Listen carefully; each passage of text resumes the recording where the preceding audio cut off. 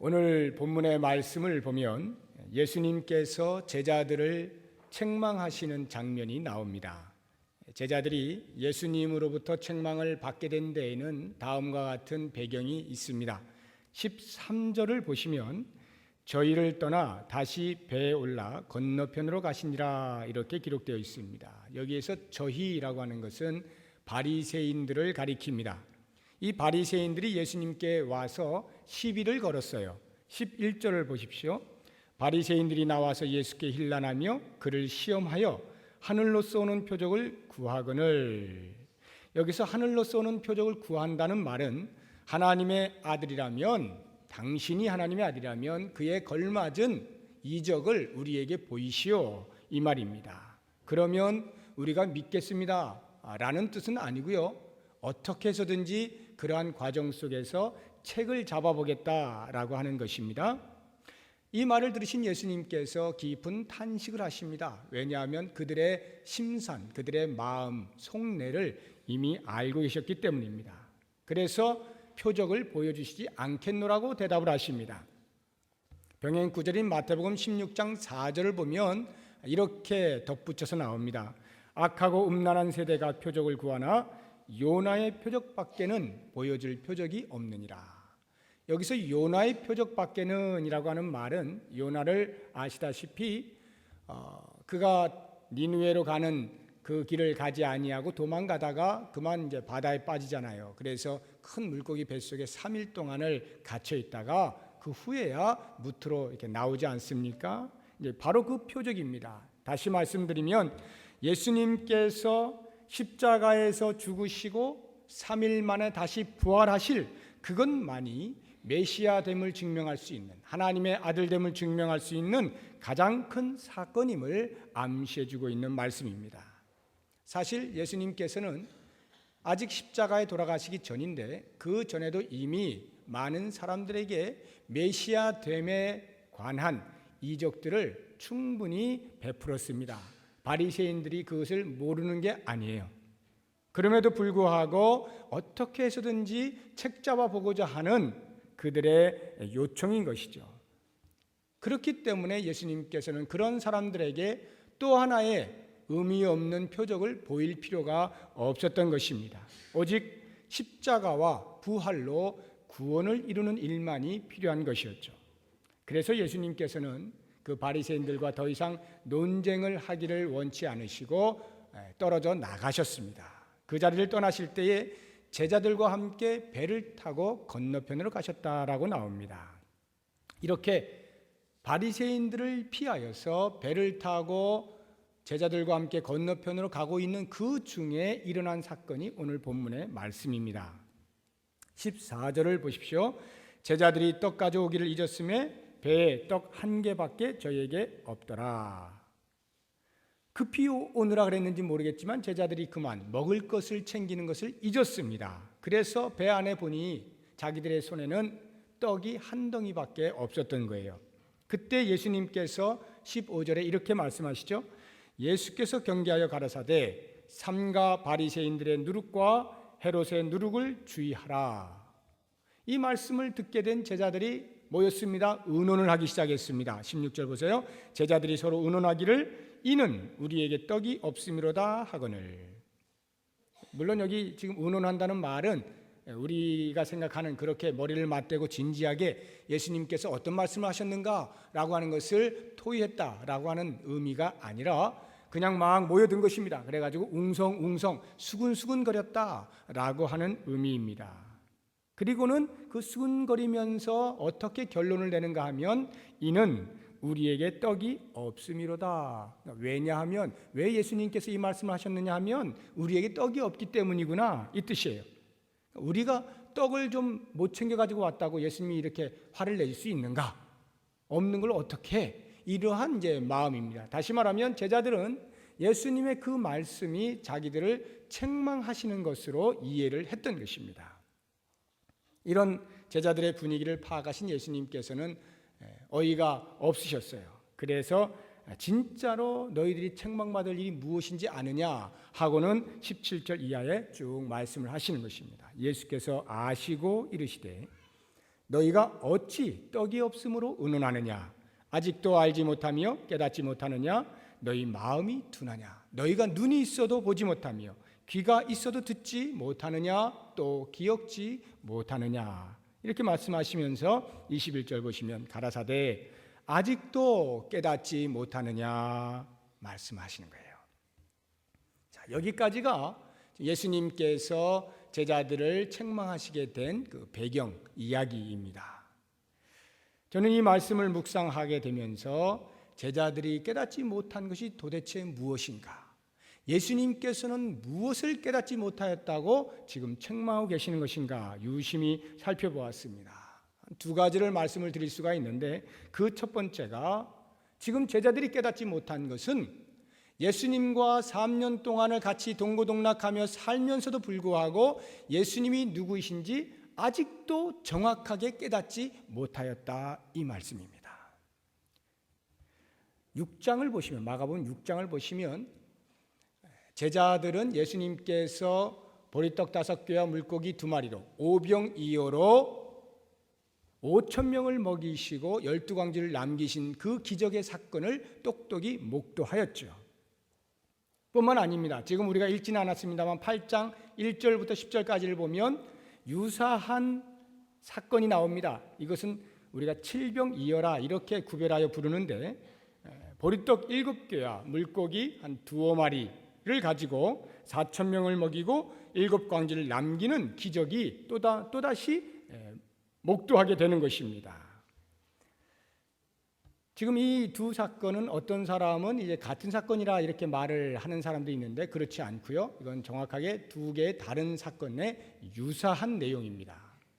어떻게 다른가 하면 이미 우리가 이렇게 눈으로 보아도 알 수 있는 것처럼 지금 대상의 수가 5,000명이고 여기는 4,000명이죠. 그리고 남은 광주리가 12광주리에 7광주리. 그리고 떡의 수도 여기는 5개고 뒤에 것은 7개입니다. 이렇게 눈으로만 보아도 쉽게 알 수가 있고요. 뿐만 아니라 그 오병이어의 기적 사건은 유대인들을 위하여 되어진 것입니다. 대상이 다 유대인들이에요. 그리고 당일날 일어났습니다. 그에 비해서 이 칠병이어는 대상이 주로 이방인들이고 3일째 예수님과 함께 있는 동안에 먹을 것이 다 떨어져서 그만 예수님이 이렇게 보시고 측은히 여겨서 기적을 베푸시는 그러한 사건입니다. 그러니까 많이 다르죠. 뿐만 아니라 이제 결정적으로 이 두 사건이 다른 사건이다라고 하는 것을 알 수 있는 것은 19절을 보면 예수님께서 직접 말씀을 하셔요. 내가 떡 5개를 5,000명에게 떼어줄 때에 조각 몇 바구니를 거두었더냐? 이렇게 묻죠. 그 다음에 또 한 번 더 묻습니다. 또 7개를 4,000명에게 떼어줄 때에 조각 몇 광주를 거두었더냐? 이렇게 2번 물으심으로 2개의 다른 사건인 것을 분명하게 짚어주시는 것입니다. 자, 이렇게 서로 다른 비슷한 내용의 기적 사건을 2번씩이나 제자들이 경험을 했어요. 뿐만 아니라 예수님께서는 너무나 친절하게도 이 기적의 사건이 하늘에서 갑자기 뚝 떨어진 것이 아니라 분명히 역사성이 있는 것이다 라고 하는 것을 알려주시기 위해서 광주리를 남기죠. 12광주리를 남기고 7광주리를 남깁니다. 이 남긴다는 말이 무엇이냐 하면 너의 눈으로 지금 보고 있지 않느냐. 그 기적의 사건이 일어난 그 잔재가 이렇게 광주리 속에 남아있지 않느냐. 역사성을 보여주시는 것입니다. 그럼에도 불구하고 지금 이 순간의 제자들은 자기들의 수중에 떡이 한 덩이밖에 없는 이것으로 인하여 염려하고 있는 것이죠. 14절을 다시 한번 보십시오. 제자들이 떡 가져오기를 잊었음에 배에 떡 1개밖에 저희에게 없더라. 이 말은 마가가 지금 이 제자들이 지금 떡 하나밖에 없습니다. 이것을 우리들에게 알려주기 위해서 기록하고 있는 것이 아니고요. 이 말 속에 떡 하나밖에 없다라고 하는 이 말 속에 들어있는 제자들의 그 당시의 정황, 그들의 감정, 그들의 반응 이런 것들을 우리들에게 말해주기 위하여 기록하고 있는 것이에요. 다시 말하면 지금 배에 떡 1개밖에 없더라라고 하는 그 말 속에 제자들의 어떤 아쉬움이나 또는 다툼이나 또는 미련, 염려 등이 함께 섞여 있는 것을 우리가 볼 수 있어야 한다는 것입니다. 무슨 말인가 하면 지금 스승이신 예수님과 자기들이 배를 타고 건너편으로 가서 그곳에 또 복음을 전하는 사역을 할 것 아닙니까? 그와 같은 활동을 하려면 좀 먹어야 되죠. 먹고 힘을 얻어야 일을 할 수 있는데 그걸 못하게 된 거예요. 떡 한 덩이 갖고 나눠 먹을 생각하니까 아찔한 겁니다. 그러니까 아쉽죠. 아이고, 더 가져왔어야 되는데 이렇게 아쉬워하는 거예요. 뿐만 아니라 네가 좀 가지고 오지, 네가 왜 안 가져왔어, 네가 왜 안 챙겼니, 이렇게 다툴 수도 있는 그러한 상황이죠. 그것뿐만이 아닙니다. 이제 한 개 가지고 어떻게 나눠 먹을까, 다시 돌아가야 되나 말아야 되나, 이 한 개 가지고 얼마나 버틸 수 있을까, 거기 가면은 뭐 먹을 것이 있을까 등등의 여러 가지 걱정, 근심, 염려들을 쭉 하고 있는 모습을 우리가 그려낼 수가 있어야 하는 것입니다. 한마디로 손 안에 떡 한 개뿐이라고 하는 이 현실의 문제로 인해서 제자들은 자기의 미래에 걱정을 하고 있는 것은 틀림이 없는 것입니다. 자, 이렇게 미루어 짐작을 해볼 때에 제자들은 지금 예수님과 3년을 같이 지내면서도 예수님이 어떠한 분이신지, 예수님이 누구신지를 전혀 모르고 있다라고 해도 과언이 아닙니다. 그래서 예수님의 능력에 대해서도 정확히 인식을 못하고 있는 거예요. 지금 기적 사건을 2번이나 경험을 했음에도 불구하고 또다시 이 떡의 문제로 인하여서 괴로워하고 있는 것을 보면 예수님께서 1번, 2번 기적을 베푸실 수는 있지만 계속해서 어디 베푸실 수야 있겠는가라고 하는 잠재적인 의심이 있다는 것이죠. 자기들의 스승인 예수님께서 얼마만큼 어떠한 환경과 상황과 한계를 극복하실 수 있는 전능하신 분인가라고 하는 것을 제대로 인식하지도 못했고 인정하지도 못하고 있는 모습을 볼 수가 있는 것입니다. 이것은 결국 그들로 하여금 예수님의 존재 자체를 깨닫지 못하는 데까지 이끌고 가는 것을 볼 수가 있어요. 예수님이 그들로부터 멀리 계셔서 눈에 보이지 않아서 그러한 것이 아니라 함께 하심에도 불구하고 보지 못하는 영적 소경의 상태, 이것이 바로 제자들의 현재의 모습인 것입니다. 그런 제자들을 향하여 예수님께서 책망하시는 소리를 다시 한번 들어보도록 하겠습니다. 아직도 알지 못하며 깨닫지 못하느냐? 너희 마음이 둔하냐? 너희가 눈이 있어도 보지 못하며 귀가 있어도 듣지 못하느냐? 또 기억지 못하느냐? 이 말은요, 예수님께서 지금 너희들 머리가 왜 이렇게 돌머리야? 왜 이렇게 깨닫질 못해? 왜 이렇게 몰라? 방금 전에 일어난 것도 기억해내지 못하느냐? 라고 책망을 하시는 것이 아닙니다. 지금 아무리 머리가 나쁜 사람이라 할지라도 방금 전에 일어난 그 기적의 사건을 기억을 못할 사람은 없죠. 그렇다고 하면 그것을 기억하고 있음에도 불구하고 지금 떡 한 덩이 때문에 염려하고 있는 것은 과연 무엇입니까? 예수님께서 그것을 책망하시는 이유는 그들의 영적인 상태를 지적하고 있는 것이죠. 어떠한 영적 상태입니까? 예수님을 그토록 오랫동안 따라다녔으면서도 예수님을 전적으로 신뢰하지 못하는 그들의 연약한 영적인 상태를 꾸짖고 있는 것입니다.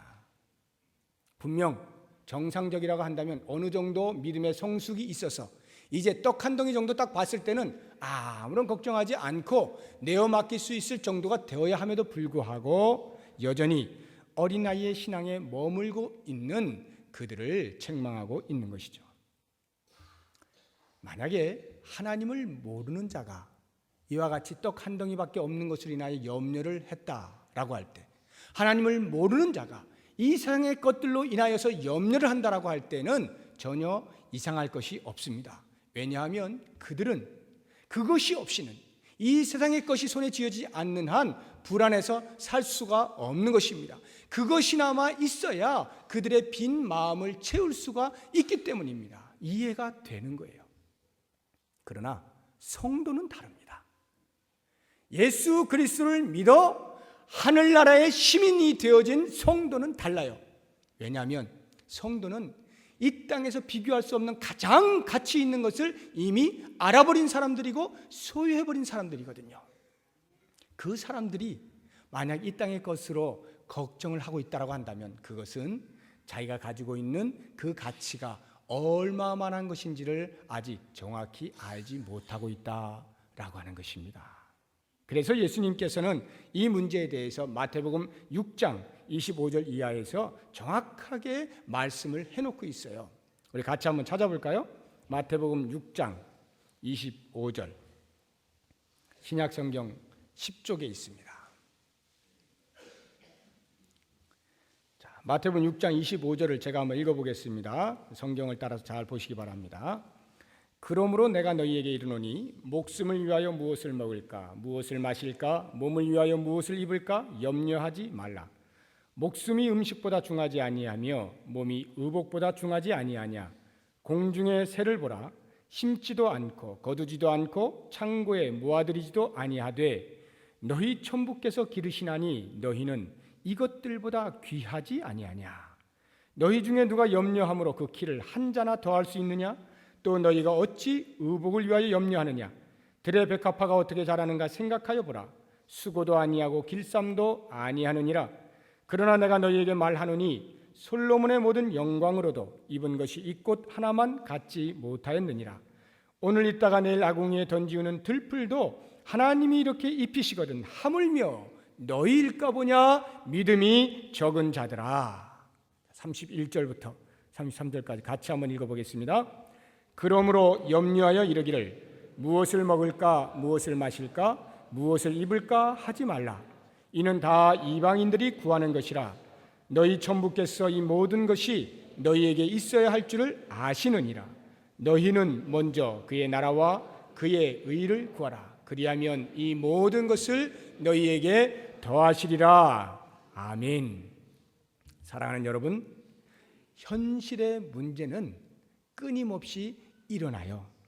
의식주에 관계된 것뿐만이 아니라 우리의 머리를 혼란스럽게 하고 우리의 마음을 불안하게 하는 각종 여러 가지 문제들이 끊임없이 일어납니다. 예수님께서 동행하시고 있는 그 순간에조차도 문제들은 어김없이 일어납니다. 그렇게 일어나는 문제들의 특징이 뭔지 아세요? 그 문제들은요, 반드시 근심과 걱정을 동반하여 온다라고 하는 것입니다. 그래서 우리가 그 문제를 해결하기 위해서 머리를 막 짜내잖아요. 몸부림을 치잖아요. 그러면 그렇게 하면 할수록 이 염려 덩어리는 눈덩이 뭉쳐지 더 커져요. 점점 더 우리의 어깨를 짓누르게 되어 있습니다. 그러므로 여러분, 이 땅에서 자연스럽게 일어나고 있는 그러한 염려, 걱정, 문제거리들에 대하여서 더 이상 시선을 빼앗기지 마시기 바랍니다. 문제가 일어나면요, 그 문제 너머에 계시는 예수 그리스도께 시선을 고정시켜 보세요. 예수님께서는 우리에게 일어나는 모든 문제들, 모든 염려거리들 다 알고 계셔요. 천부께서 다 아시는 것입니다. 아시는 주님께서는 아시는 것으로 끝나는 것이 아니라 그 문제를 해결할 능력도 가지고 계셔요. 이렇게 능력까지 있으신 예수님께서는 능력만 가지고 계시는 것이 아니라 우리들을 위하여 때를 따라서 언제가 가장 적당할까를 보시면서 그 문제를 해결해 줄 기적을 베푸실 준비를 날마다 언제나 하고 계시는 것입니다. 그렇기 때문에 우리 가운데 있는 다가오는 먹을 것, 입을 것, 마실 것으로 또는 여러 가지 인간의 관계로 인하여서 발생하고 있는 많은 문제들에 대해서 더 이상 고민을 하지 마시기 바랍니다. 오직 예수 그리스도께 초점을 맞추고 있을 때에 그 문제를 해결하시는 주님을 바라보면서 우리의 믿음이 나도 모르는 사이에 한 단계 업그레이드 되는 것을 볼 수가 있습니다. 이것이 예수 믿는 맛이에요. 제자들은 지금 그것을 아직 맛보지 못하고 있었던 것입니다. 자, 그렇다고 하면 이제 두 번째로 제자들이 깨닫지 못한 것이 무엇이었을까라고 할 때에 이것은 지금 앞에 부분과 지금 연결이 되어 있어요. 제자들이 지금 염려를 하지 않습니까? 염려를 하게 되니까 그 다음에 나타나는 현상이 뭐냐 하면 예수님께서 하신 말씀을 깨닫지 못하는 거예요. 무엇을 깨닫지 못했느냐? 예수님이 하신 말씀의 진의를 깨닫지 못한 것입니다. 15절의 그 말씀, 삼가 바리새인들의 누룩과 헤롯의 누룩을 주의하라. 이게 무슨 말씀이냐 하면 바리새인들과 헤롯 그 당원들이 가르치는 교훈들, 거짓 교훈들 또는 그들이 말하고 있는 어떤 철학들, 사조들 또는 그들의 보여주고 있는 행동들, 이런 것들을 주의하라라고 하는 말씀이거든요. 그런데 제자들이 그 말씀을 전혀 알아듣지 못하는 거예요. 왜 제자들이 알아듣지 못했을까요? 가만히 생각해 보면 제자들이 그 정도 알아듣지 못할 수준은 아니라고 생각합니다. 그런데 왜 이 당시에 그 말씀 못 알아들었는가 하면 그들의 염려 때문입니다. 그들의 염려가 주님의 하시는 말씀을 재해석해 버렸어요. 제자들은 지금 이 누룩이라는 말을 딱 들었을 때, 예수님께서 바리새인과 헤롯의 누룩을 주의하라 했다는 이 누룩이라는 말을 딱 들었을 때, 아, 떡에 대한 말씀이구나, 이렇게 이해를 했습니다. 왜냐하면 지금 자기들이 떡덩이 때문에 지금 고민하고 있잖아요. 염려하고 있잖아요. 그러니까 그 시점에 예수님께서 말씀하신 누룩이라면 그건 반드시 떡에 들어가는 누룩일 것이다 라고 자기들이 해석을 새롭게 했다라고 하는 것이죠. 이것이 바로 오늘날 우리가 매우 조심해야 하는 부분인 것입니다. 정상적이라고 한다면 하나님의 말씀이 현실을 조명하도록 허락을 해야 됩니다. 그리고 조명되어진 현실이 하나님의 말씀을 가지고 해석되어져야 됩니다. 해석되어진 그 현실을 우리가 말씀을 조차 순종하며 나아갈 때 이 현실들이 해결이 되는 것이거든요. 그런데 지금 이 제자들은 거꾸로 하고 있는 것이죠. 현실로 하여금 하나님의 말씀을 해석하도록 만들어 놓았어요. 그들의 걱정거리, 떡 한 덩이밖에 없는 이 염려거리, 이것이 예수님의 누룩에 대한 교훈의 말씀을 재해석했어요. 오류를 범했다라고 하는 것입니다. 그러므로 우리는 말씀을 해석할 때에 우리 안에 나도 모르게 장치되어져 있는, 이미 형성되어져 있는 필터들을 다 내려놓을 필요가 있어요. 다 제거해야 됩니다. 어떤 필터들입니까?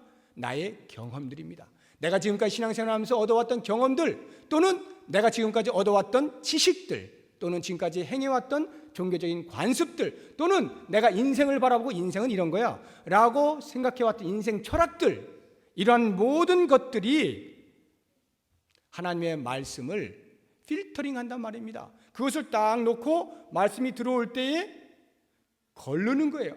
그래서 자기의 경험에 해당되는 것들만 받아들여요. 내 지식에 해당되는 것만 받아들이고 내 인생 철학에 맞는 것만 받아들입니다. 이렇게 재해석하는 과정 속에서 하나님의 말씀이 오류가 난다는 것입니다. 다 자기식의 해석을 하면서 그것이 맞다라고 고집을 부리게 되는 것이죠.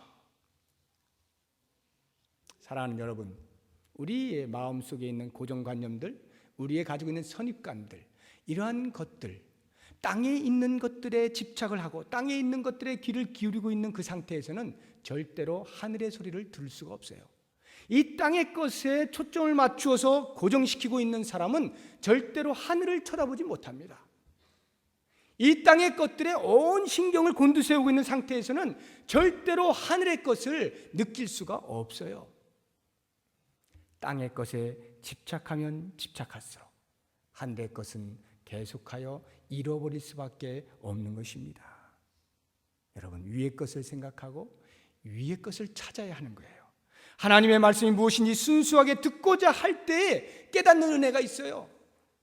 위의 것을 찾을 때, 위의 것을 생각할 때, 그때 비로소 하나님께서 말씀을 통하여 나에게 주시고자 하는 은혜가 무엇인지를 체험하게 되는 거예요. 그러면서 위의 것을 발견하게 될 때에 오는 참된 행복을 누릴 수가 있게 되는 것입니다.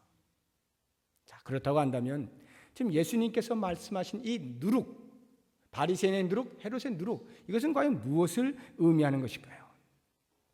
혹시 누룩을 모르시는 분들을 위해서 설명을 드리면 이 누룩은 베이킹 파우더, 효모입니다. 밀가루에다가 약간의 이 베이킹 파우더만 섞으면 이렇게 부풀려지잖아요. 누룩이 바로 그것을 말하는 것입니다. 근데 이 성경에서 누룩을 말할 때는 좋은 의미로 말할 때도 있고 안 좋은 의미로 말할 때도 있어요.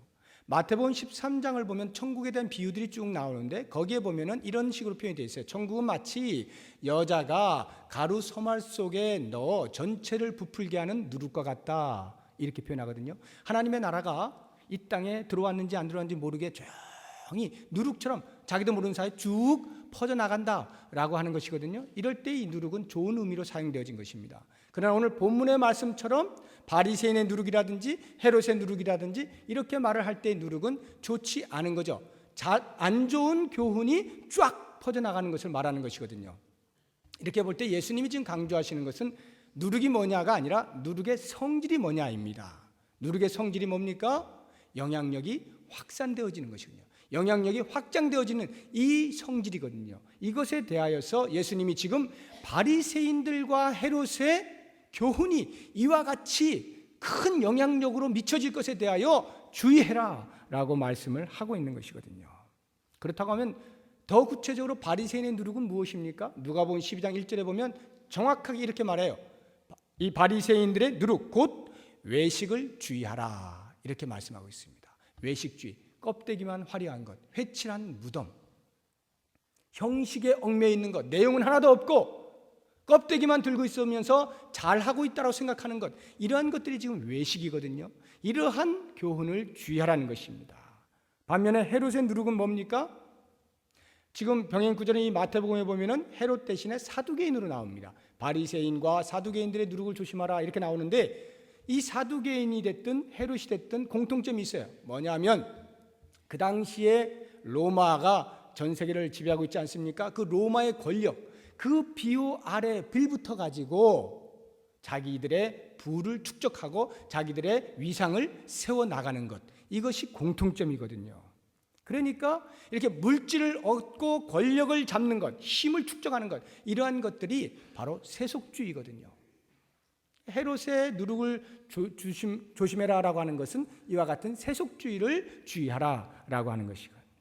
그렇다고 하면 예수님께서 왜 갑자기 제자들이 지금 떡 한 덩이 갖고 고민하고 있는데 거기에 대해서 어떤 해결점을 주지 아니하시고 이 누룩에 대한 이야기를 하셨는가라고 하는 것입니다. 그 이유는 바로 이것이에요. 지금 떡 이야기를 하고 있으니까 예수님께서 그들에게 가르쳐주고 싶은 거예요. 영적인 의미를 던져주고 싶은 것입니다. 너희들은 지금 먹는 떡 때문에 걱정하고 있지, 그러나 정작 모든 인간에게 있어서 필요한 것이 있다라고 한다면 그것은 영적인 떡인데 생명의 떡, 내가 바로 생명의 떡이다, 이 말씀을 하시는 거예요. 내가 생명의 떡이다. 나를 통해서 나를 먹어야만 생명을 얻게 되는 것이다. 내 살이 십자가에서 찢겨져야만, 그리고 그것을 믿어야만 구원을 얻을 수 있는 것이다. 영생을 얻을 수 있는 것이다. 이 말씀을 지금 가르쳐주고 계시는 것이거든요. 육신의 떡을 이야기하고 있는 제자들을 향하여서 영의 떡이 무엇인지를 그들에게 가르쳐주고 있는 것이란 말입니다. 그렇기 때문에 그와 같은 영적인 생명을 얻기 위하여 지금 내가 너희들에게 말하고 있는 이 교훈을 정확히 알아들어야 한다라고 강조하고 있는 것이에요. 바리새인과 헤롯과 같은 잘못된 교훈에 빠져서 생명 없는 종교의 허식이나 욕심을 채우는 것으로 너희들을 파멸에 빠뜨리지 말아라, 이렇게 말씀을 하고 있는 것입니다. 당시 바리새인들이나 사두개인들이나 헤롯 당원들의 그 교훈은요, 일반 백성들로서는 전혀 거부할 수 없는 엄청난 절대 진리처럼 가르쳐지고 있었어요. 그들의 교훈은 때로는 율법을 능가하는 그 정도의 권력을 쥐고 있었습니다. 조그마한 누룩이 그 많은 가루를 순식간에 부풀려 버리듯이 이 바리새인의 한마디의 교훈이 백성들의 모든 철학들을, 인생의 철학을 뒤집어 놓는 거예요. 흔들어 놓는 것입니다. 결정을 지어 버린다는 것입니다. 제자들에게 왜 이것을 주의하라고 말씀하셨는가?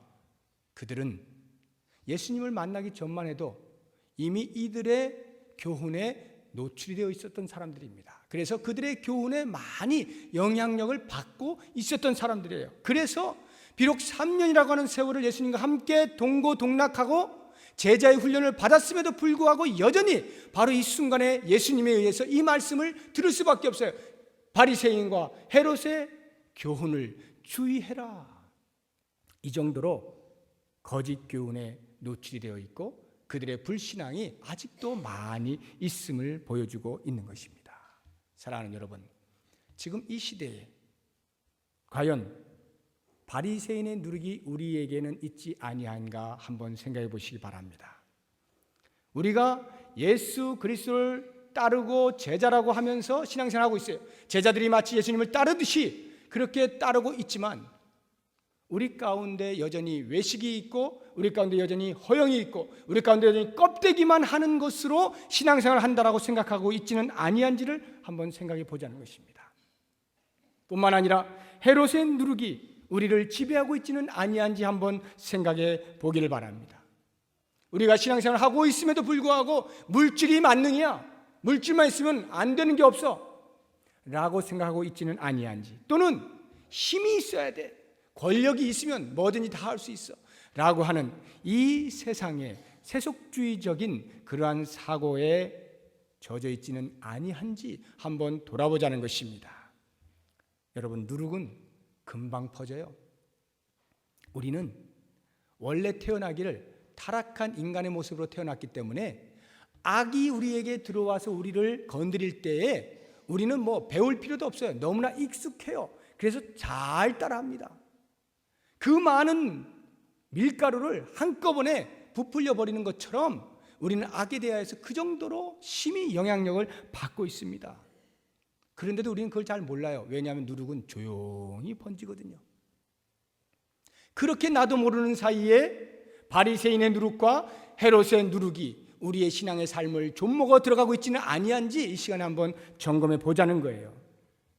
만약에 우리 가운데 그러한 것들이 있다라고 한다면, 아니, 우리 가운데 있습니다.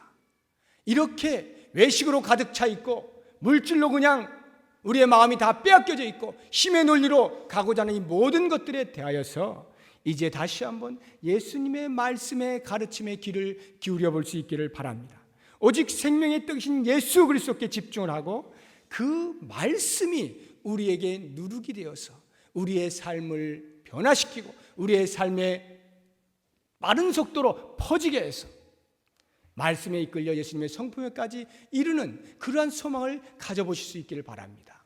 예수 그리스도의 말씀, 예수 그리스도가 누구신가, 이것을 이 시간에 다시 한번 깊이 깨달으시면서 하나님께 큰 영광을 돌리는 우리의 삶이 되시기를 바랍니다.